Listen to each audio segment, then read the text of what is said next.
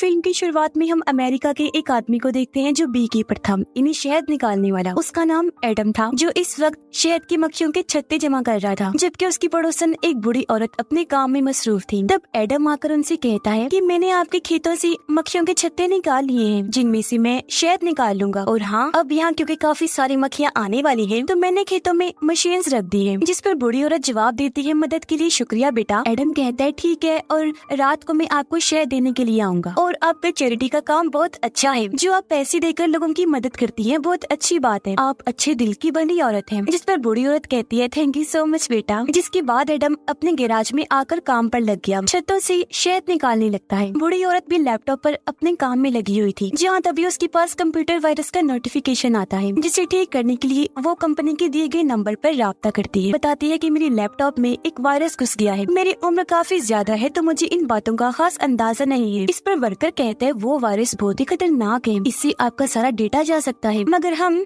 आपकी मदद कर देंगे, बस आपको एक ऐप डाउनलोड करनी होगी। अब जैसे बूढ़ी औरत ने ऐप को डाउनलोड किया, वर्कर उसके पूरे सिस्टम को अपने कंट्रोल में कर लेता है। अब वो और बाकी वर्कर्स देखते हैं कि बूढ़ी औरत के अकाउंट में 20 लाख डॉलर्स हैं। तो अब वर्कर बूढ़ी औरत के अकाउंट में 50,000 डॉलर्स भेजता है। फिर उसे कहने लगा मैडम, वो गलती से हमारे पैसे आपके अकाउंट में आ गए हैं, प्लीज वो वापस कर दी, क्योंकि हमें उनकी बहुत जरूरत है। बूढ़ी औरत ने देखा तो सच में 50,000 डॉलर्स आए हुए थे। और अब जैसे पैसे वापस सेंड करने के लिए उसने पासवर्ड डाला, अचानक उस ऐप की वजह से उसका पूरा सिस्टम हैक हो जाता है। उसका लैपटॉप भी पूरी तरह से बंद हो जाता है, जबकि उधर वर्कर और उसकी बाकी टीम खुशियां मनाने लगती है, क्योंकि उन्होंने बूढ़ी औरत के 20 लाख डॉलर्स चुरा लिए थे। बूढ़ी औरत का लैपटॉप जब ऑन हुआ तो वो ये देखकर काफी दुखी हो गई कि मेरे साथ स्कैम फ्रॉड हुआ है और अकाउंट से सारे पैसे गायब हो गए हैं। तभी उसके फोन पर भी बैंक से मैसेज आता है कि आपके अकाउंट के साथ फ्रॉड हो चुका है। अब रात को एडम बूढ़ी औरत के घर आया उसे शहद देने के लिए। उसे कुछ गड़बड़ लगी, इसीलिए वो आगे बढ़ा, जहाँ उसे बूढ़ी औरत की बेटी एमा पकड़ लेती है, जो एक पुलिस ऑफिसर थी। और अब तभी इन दोनों को पता चलता है कि बूढ़ी औरत की मौत हो गई है, जिससे एमा बहुत ज्यादा दुखी हो जाती है। पर उसे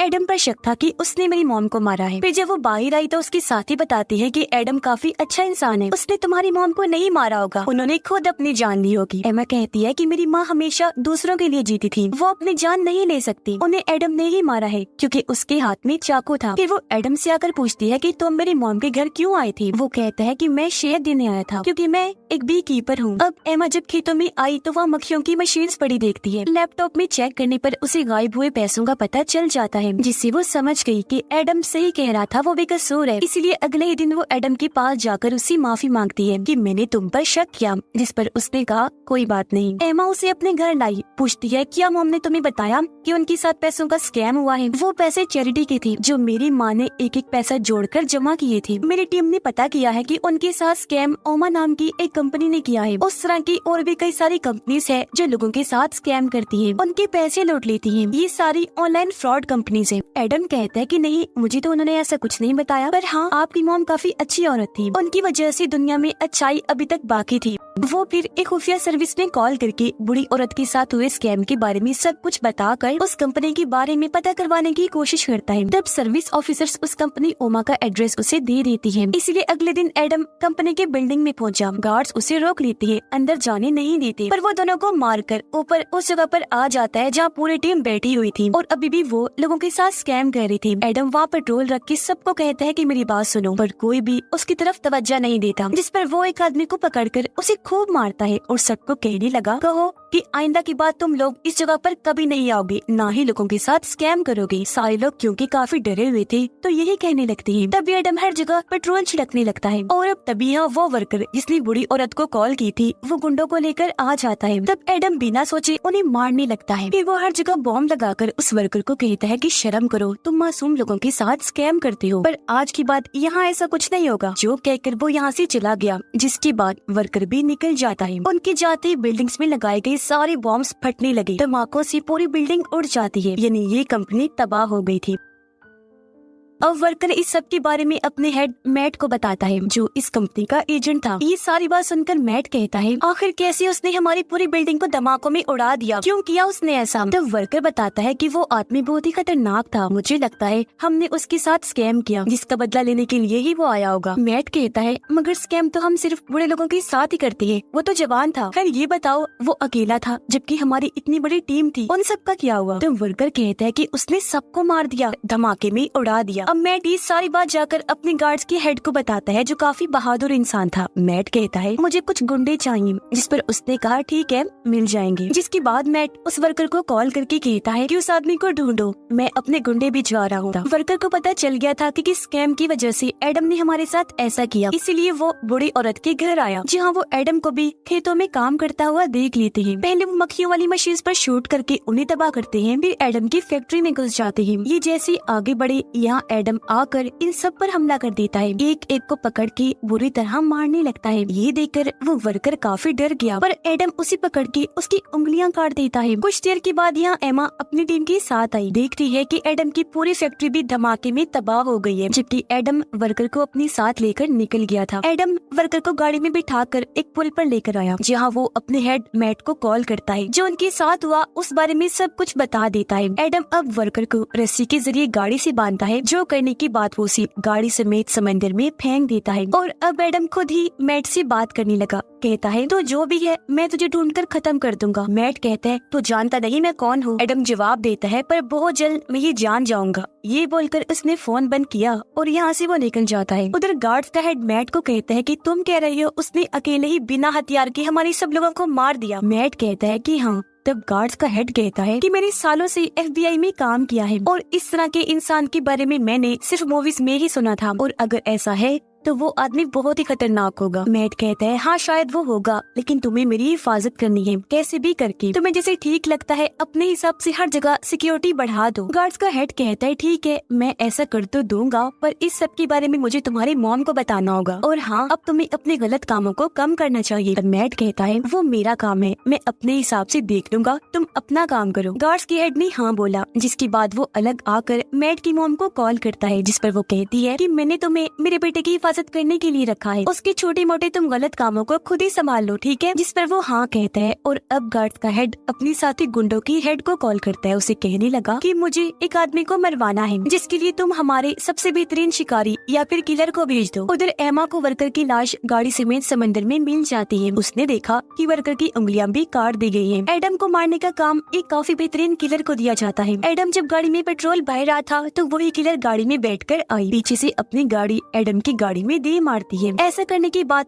वो गोलियां चलाती है, लेकिन एडम गायब हो गया था। वो किलर अपनी गाड़ी से मशीन गन निकाल कर चारों तरफ गोलियां चलाने लगती है। तभी एडम बाहर आकर शहद के डब्बे से उसे खूब पीटता है, जिससे उसका खून निकलने लगा। अब क्योंकि पूरे जिस्म पर शहद गिर गया था तो एडम उसे आग लगा देता है और वो पूरी जलकर मारी जाती है। तो वो उसकी भी उंगलियां काट लेता है और यहाँ से निकल जाता है। अब वो पिछली दो की तरह पेट्रोल पंप को भी आग लगाकर तबाह कर देता है। कुछ देर के बाद गुंडों की हेड इस बारे में गार्ड्स की हेड को खबर करती है, बताने लगी कि उसने हमारे सबसे बेहतरीन किलर को मार दिया है। ये सुनकर गार्ड्स का हेड हैरान होते हुए कहते हैं कि ये क्या कह रही हो, आखिर ऐसा कैसे हो सकता है? तो वो कहती है कि मुझे नहीं पता और अब तुम खुद ही उसे निपटो। इस बारे में गार्ड्स का हेड मैट को बताता है। तब उसने जवाब दिया कि ये भला तुमसे कैसे नहीं हो पा रहा। गार्ड्स का हेड कहता है, अच्छा तुम फिक्र ना करो, मैं ये सब संभाल लूंगा। उधर एमा पेट्रोल पंप पर भी अपने साथी के साथ छानबीन करने के लिए आती है, जहाँ सब कुछ तबाह बर्बाद हो गया था। एमा अपने साथी को कहती है कि मशीन गन लेकर कोई ऐसे ही नहीं घूम सकता, इसके पीछे जरूर कोई बड़ा हाथ मौजूद है, तो हमें इस बारे में अपने सीनियर से बात करनी होगी।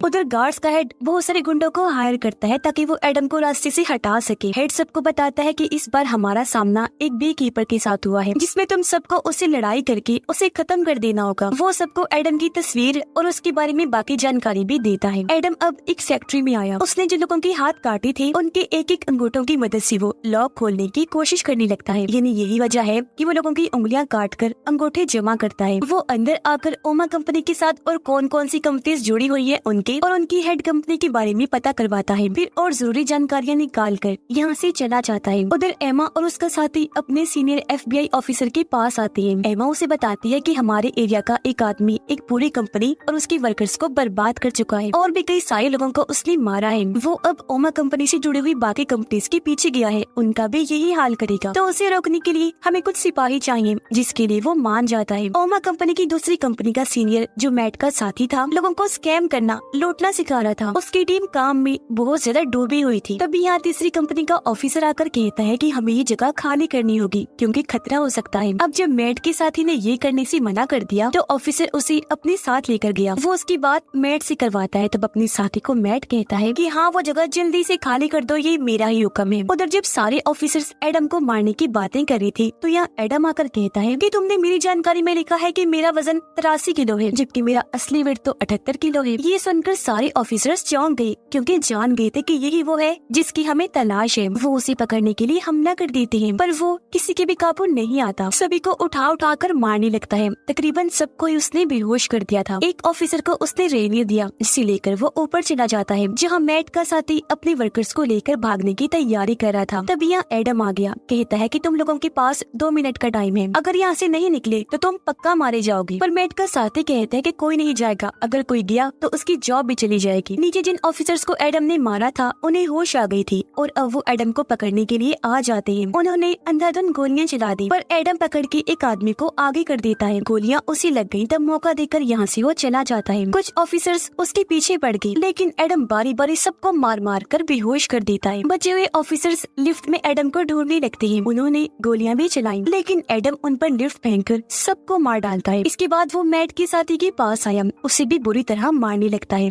कहता है कि तुमने बहुत सारे पैसे बना लिए हैं, बताओ कि तुम लोग किसके लिए काम करते हो। पर वो कुछ नहीं बताता। एडम उसे काफी मारता है, फिर उसे बुरी औरत की तस्वीर दिखाकर कहता है कि तुमने इस भली औरत के साथ भी स्कैम किया जिसने अपनी जान ले ली, और अब अगर तुमने ना बताया कि तुम किसके लिए काम करते हो तो तुम सबसे पहले मारे जाओगे। तो वो कहता है कि मैं तुम्हें उसकी तस्वीर दिखा सकता हूँ। जो कहकर वो एडम को कंप्यूटर में मैट की तस्वीर दिखा देता है और बताता है कि वो बहुत ही खतरनाक है। तब एडम कहता है कि अक्सर शहद निकालने के लिए हमारा सामना मक्खियों की रानी से भी हो जाता है, हालांकि वो भी बहुत खतरनाक होती है, लेकिन मैं उसे भी नहीं छोड़ता। इतनी ही देर में यहाँ एमा और उसका साथी आ जाता है, जिन्हें देखकर एडम साइड में जाकर छुप जाता है। वो एमा के सामने आए बगैर बताता है कि यही तुम्हारी मॉम की मौत के जिम्मेदार हैं। जो कहकर वो यहाँ से भागने लगा, जिसे एमा का साथी ऑफिसर पकड़ लेता है। अब एडम ने भी उसे पकड़ लिया, लेकिन वो बिना मारे वहाँ से भाग जाता है। और अब कुछ देर के बाद एमा और उसका साथी इस पूरी जगह की छानबीन करने लगते हैं। दूसरी तरफ मैट और गार्ड्स का हेड एक पार्टी में थे, जहाँ गार्ड्स के हेड के पास कॉल आई। तब कॉल बंद करने के बाद वो मैट को लेकर बाहर आया।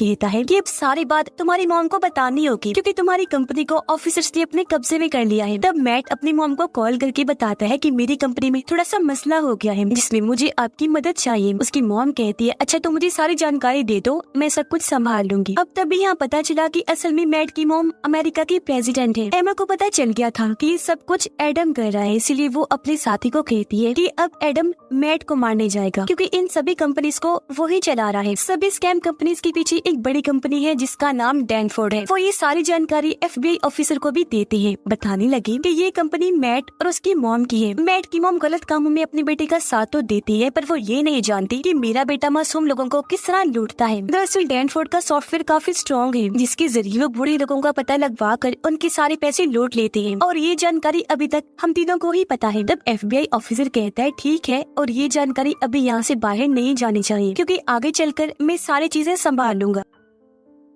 एमा कहती है कि अब एडम मैट और उसकी मॉम को मारने जाएगा। जाहिर है इस चीज का हमें ध्यान रखना होगा। इस पर FBI ऑफिसर कहता है कि उसे रोकने के लिए तुम्हें जितने सिपाही चाहिए उठा लो, बाकी आगे क्या करना है तुम्हें अच्छे से पता है। इसीलिए अगले दिन एमा और उसका साथी व्हाइट हाउस की सिक्योरिटी को संभालने में लग जाते हैं, जहाँ व्हाइट हाउस में गार्ड्स के हेड ने एक और खतरनाक किलर को बुलाया होता है, जो गार्ड्स की हेड को कहता है कि तुम लोगों को मेरे होते हुए कुछ नहीं हो सकता। कुछ देर में मैट की मॉम भी आकर गार्ड्स की हेड से मिली और गाड़ियों को अच्छी तरह चेक करने के बाद ही अंदर भेजा गया। लेकिन लेकिन जब ट्रक की बारी आई तो गटर खोलकर एडम ट्रक के नीचे लटक जाता है। अब जब ट्रक को नीचे से चेक किया गया तो ऑफिसर को एडम पकड़ के मार देता है और उसे वही साइड में लटका देता है। और अब वो उस गार्ड के कपड़े पहनकर आगे बढ़ा बाकी गार्ड्स के साथ शामिल हो जाता है। वो फिर एक गाड़ी में बॉम्ब लगाकर गार्ड्स वाले कपड़े उतार कर वापस अपना सूट पहन लेता है, जिसके बाद वो व्हाइट हाउस के अंदर घुस गया जहाँ पार्टी चल रही थी और वो यहाँ गार्ड्स के हेड को भी देख लेता है। पर तभी एमा की नजर भी उस पर पड़ जाती है, इसलिए सारे ऑफिसर्स उसके पीछे आ जाते हैं। किलर भी उसे पकड़ने की तैयारी कर लेता है और अब सारे ही एडम को पकड़ लेते हैं। यहाँ किलर भी था जो उसे मारने की कोशिश करता है। उधर मैट की मॉम उसे अंदर ले गई, पूछती है बताओ